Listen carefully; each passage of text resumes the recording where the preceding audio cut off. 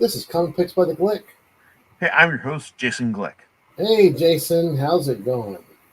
It's going pretty good, John. How about you? It's not too bad. What do you got on tap for us tonight? On tap is a pretty good way to describe things because we're talking about moonshine. Awesome. That you mean the illegal liquor thing? Yes, both the illegal liquor thing and the actual shine of the moon. Because this is not just about bootleggers; it's about werewolves as well. Because this is a title is a both a pun and an actual description of what the series is about. Because it's coming from the creative team of Brian Azzarello and Eduardo Risso.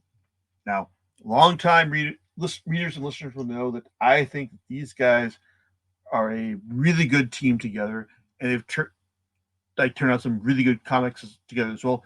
Most specifically, 100 Bullets, story about that is on one hand it's about what happens when ordinary people get a chance to extract vengeance upon the people that that have done wrong upon them, but it's also about just like the story. It's also a story about like America and its origins. But they've also done like other series together as well, like including a stint on it's like on Batman. It's like and what it's like what else? Oh, and Spaceman, their science fiction series through Vertigo as well. But it's like whenever you see like Azrael and Risso together, you think that hey, this is gonna be like comics gold and all. But that's not quite the case because their story, um, their Batman story, was was interesting, but maybe not kind of the like the instant classic we were expecting. And Spaceman suffered from the fact that well, it's like Azarello, it's like he's had a, a, uh, a feeling about a particular feeling about vernacular. Yeah, so he's like about how it sounds and how it's meant to play out, and it's like when like in reading this, you just read this and think like, oh wow, it's like he's trying to tell you how like future slang is going to sound, and it's just kind of like more annoying than ingratiating. So much as much as I like the idea of like a new like Azarello Risso like series together, I have to realize that maybe it's not quite as good as I'd say as a team up from say like Kieran Gillen and Jimmy McKelvey or Garth Ennis or even like and late Steve Dillon or the current Goran Parlov. So it's like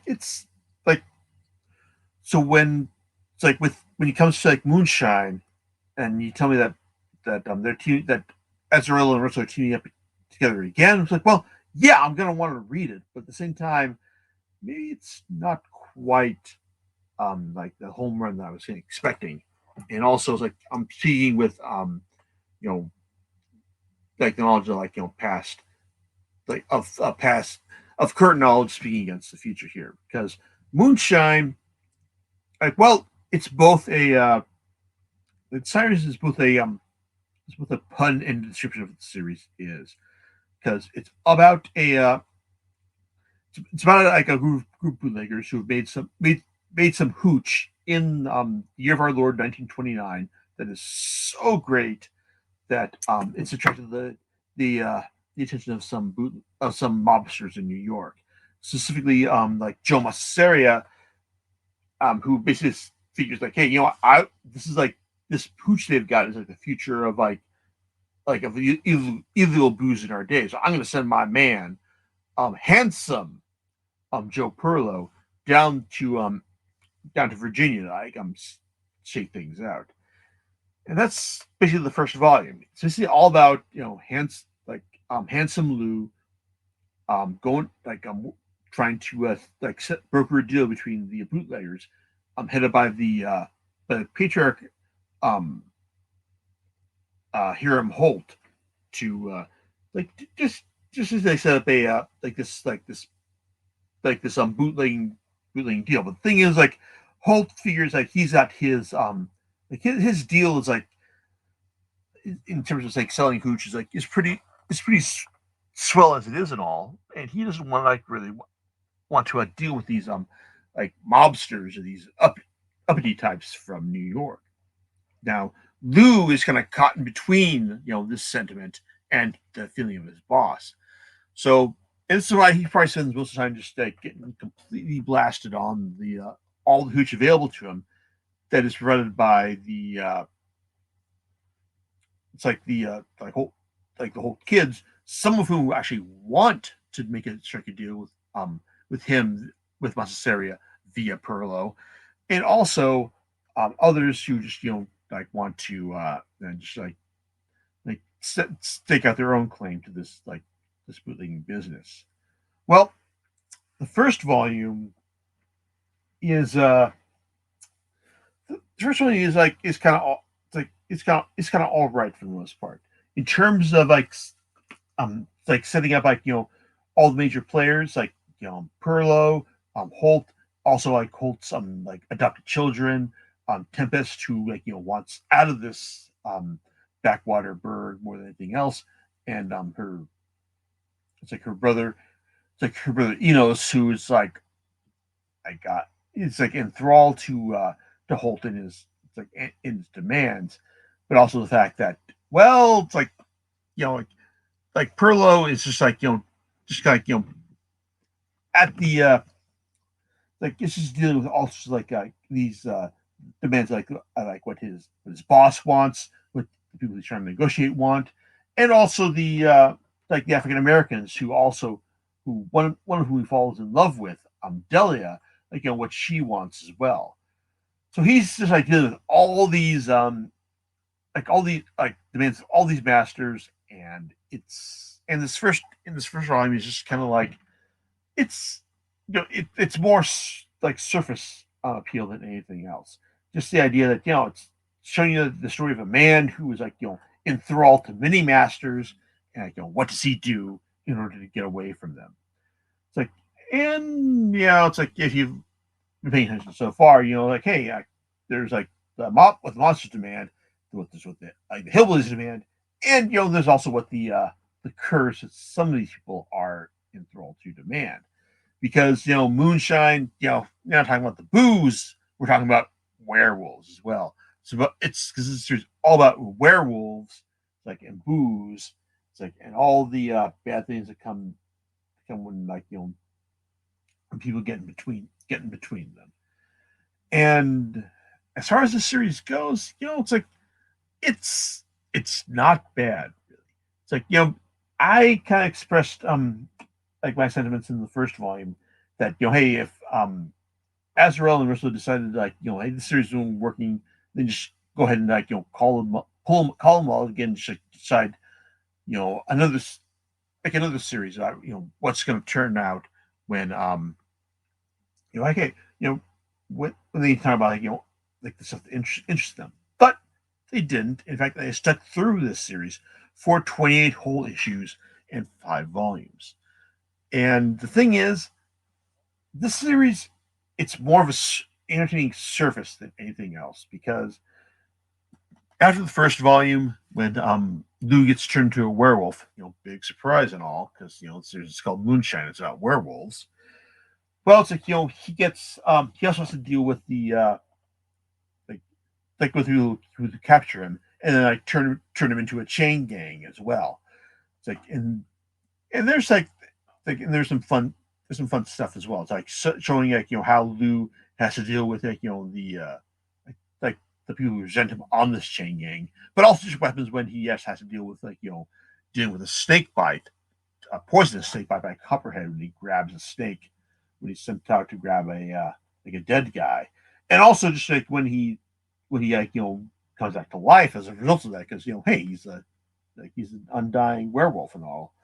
And then, and he's also able to use this in order to get a drink for a member of his chain gang who is just unable to work on the like on the same level that he is. It's fun seeing how he deals with this, but at the same time, it's when the full moon comes out, then Lou is just kind of at the mercy of just like what the what what he has to do when the moon comes out, and people die and all. It's that kind of thing. And that's kind of how the series goes. It's like Lou is just like he's like a lobster who just like is has to deal with what the um it's like what the whims of the moon have to offer him. But at the same time, there's not really a lot of like a specific world building in terms of what these like what the rules of the werewolf lore are here. I mean, yeah, we get the idea like, hey, yeah, when the full moon comes out, yeah, Lou has to turn into a werewolf. We get that, and there's also like bits later on when he finds out that he's vulnerable to a silver bullet and all because he kind of lets that slip as well as it turns out. But in terms of like storytelling and world building, like Moonshine just kind of exists on a surface level. Just the idea that hey, if you want to see an entertaining like late 1920s like Changing story, then hey, Volume Two has you covered. When if you want to see like how this like era like interacts with the like with voodoo like with voodoo and African American like a magic stuff, then hey, Volume Three, Rue de Jura, has you covered as well. In fact, Rue de Jura also has probably the best example of the surface appeal of this series. This is when like Lou like when he's made it to like New Orleans, like and he's able to like hook up with his girl Delia, like but he also has to like get some money as well, and we see like a couple pages like of him just like getting like working over some gamblers in the back alleys, but also then like earning enough money to it's like to like make him presentable in the like in the high roller gamblers of the area as well. Like it's not presented in a it's like in a logical way, but it's presented in a very generally stylistic way, as we're told that like Lou just has to make like these gamblers like enjoy losing their money, and it's a sequence where you get what's going on. It's like and it's like it plays out like pretty well, even to the point where like he um like nice with Delia's quasi ex boyfriend John Baptiste, who also has his own ideas of what he wants to do with this guy who is also a werewolf. And it's like and that's kind of like Volume Three, it's just dealing with like like the like the voodoo versus like like werewolf stuff like in the it's like in the story as well. And then Volume Five deals with it's like what is it the with the angels share. It's like with also like has Ezerello like decompressing like digressing to Elliot Ness's ill-fated like hunt for the torso killer, which on one hand is very it's still in a very like simplistic way, like in terms of, like after Lou like finds himself like a member of the um was it the homeless camps like on the on the Cleveland shores, and it's like him and like he's just kind of just trying to figure out what does he want to do, how does he want to manage his because werewolf curse in this like in the storyline, but also there's Tempest, who is the adopted adopted daughter of Hiram Holt, the bootlegger, and she's just been wanting to like, get out of the Appalachian um hole that she's been in like for all these years, and it's like in Volume Four, she kind of shows you how she finally manages to do that by hooking up with Lou's former boss, Joe Masseria, and like she just kind of wants to first she wants to kill him because she's the guy who killed her. He's the guy who killed her adopted father. But then when he realizes that hey he can like that Joe can get Tempest like a big singing gig like on Broadway, well she's less inclined to like to do that as well. But all this stuff comes like is just becomes part of the it's like part of the main part of the story, part of the part of the plot when we get to the final volume, the well, because the angel share basically. If you're not familiar with like the story of like Elliot Ness and his hunt for the torso killer, I recommend Bendis and Mark Andreko's graphic novel Torso, because that's a much more engrossing, it's like a compelling take on the hunt for the torso killer. Even though this story involves actual werewolves and a guy named No Balls Tony, because he's got no balls. But so, but basically what I want to say is like everything involving Moonshine up to this point, like his especially, it's all about a surface. You know, it's all about style. It's like just looking cool, and just like involving like sequences that just play play nice on the surface level rather than offering like any actual depth to them in terms of like actual storytelling, long term plotting, or even world building. Because in terms of like a series is basically like the traits on werewolves, well, it basically relies a lot on just what you know about them, general knowledge of werewolves. Because the series isn't about to change your opinion on them one way or another. Especially with volume 5, the final volume, the well, which in terms like five like uh like final volume stuff. Well, on one hand, it involves like Tempest, just like wanting to protect her, what she's got together with Lou, like even as like her own family comes back to New York to settle the score after they think that their patriarch Joe, or sorry, Huram is still alive. And it turns out he is.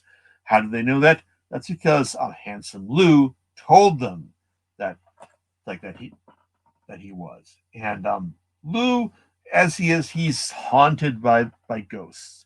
He's haunted by the ghost of his dead little sister. He's haunted by the ghost of Tempest's brother Enos, who was also a werewolf. He's haunted by the death of his former associate Fat Tony. He's also haunted by Stannis, the actual like torso killer of Cleveland. And in terms of like everything like coming together, well, this volume doesn't quite do that.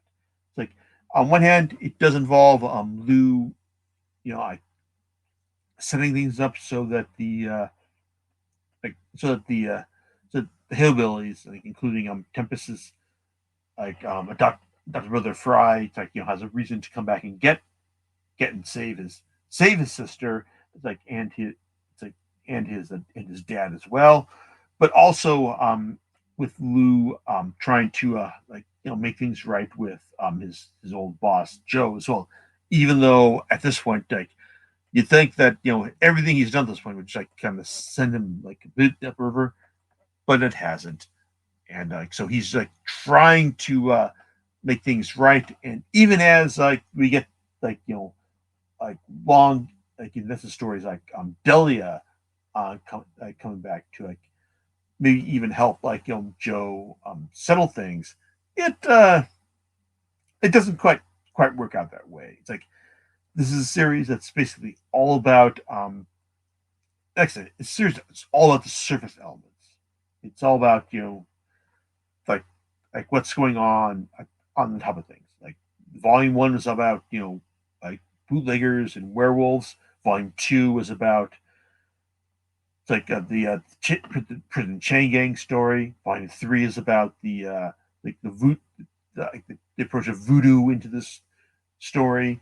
It's like volume 4 is about like Elliot Ness and like the how his like legendary torso hunter, the torso killer, works in the story. And this one, sure, it's all about um like Lou coming back to New York and trying to like make things work out between him and his old like mob buddies. But in the end, it's really just like, hey, it's mobsters versus werewolves versus mobsters versus like guilt and recrimination. And you know, is it good? I don't know. It's. I think the series is basically more one for the converted for the anything else. It's like if you liked Azzarello and Risso's storytelling like over the years, then yeah, I think you gotta appreciate what they've got on display here. But if you're not if you're not familiar with it, if you're not on board with what they've done with like say Wonder Bullet specifically and its exquisite stylistic excess of the series that series displayed, then you're probably not gonna be all that impressed with what they've got here. It's Moonshine isn't a bad series, but it's definitely one for the converted. It's like if you're not on board with Azrael Universal's style, like prior to this series, and you're probably just gonna look at this and go, "Man, this is kind of like all right," or just mediocre, for lack of a better term. I don't know, John. Yeah. What do you think about all this? I mean, interesting concept, but I don't know. I'll go with your recommendation on this. Yeah, that you said the converted. Well, maybe not for me per se. So, This is fair. yeah, absolutely. So, you know what you're going to be talking about next time? Well, I got some things in mind. So it's either going to be the Last Annihilation mini event at Marvel, or Raw Hero from Prison School author Akira Hiramoto. It's probably going to be the former rather than the latter, but either way, one of these things is going to be talked about next time. All right. Well, that's great. And we'll catch you on next time on Comic Picks by the Glove. All right, later, everyone. Bye.